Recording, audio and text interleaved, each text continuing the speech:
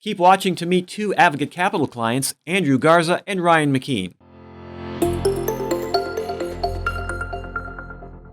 I've invited Andrew and Ryan to join me today so you can learn what it's like to be an Advocate Capital client.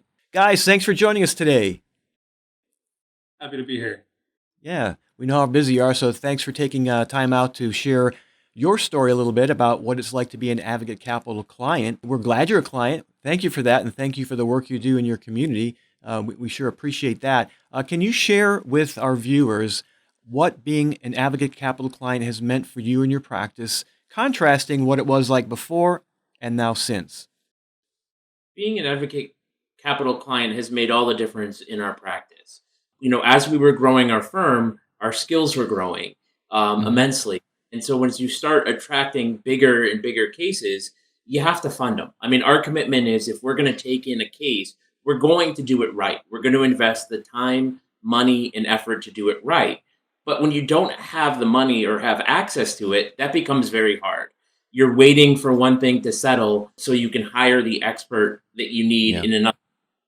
And having Advocate Capital, and for us being able to get the world's best experts in on our cases early to help our clients, that makes all the difference in the world and the results that we can deliver and the justice we can do. Yeah, it's unfortunate. Go ahead, Andrew. Go ahead. One of the conversations we had at that time too is, we had just made a decision to partner, and we looked at all of the cases that we both had, individually, collectively, and we saw just how much of our money was tied up in, hundreds of cases. And, if you can use money to continue to grow your practice and to hire folks and to better serve your clients, for us, that was a win-win. Yeah, it's kind of a no-brainer, but it's hard to get started when you're small. Some law firms we speak to say, and it's interesting, but I don't need the money. We always say, good, we don't work with law firms that need money. We're kind of like a bank in that way. But if you're speaking to a plaintiff lawyer and you're told them about how great it's been with Advocate, they said, I don't need the money. What might you say? You don't need the money. We all need peace of mind. And so Ryan and I work really hard to make sure that our practice is well capitalized, protected, and is growing. But there's nothing like having kids and a family and a caseload and employees and knowing no matter what happens, the biggest case in the world walks in. We're equipped to handle anything. And I mean, for both of us, neither of us come from money. Both of us are the first in our families to go to college, go to law school, become lawyers, and build this.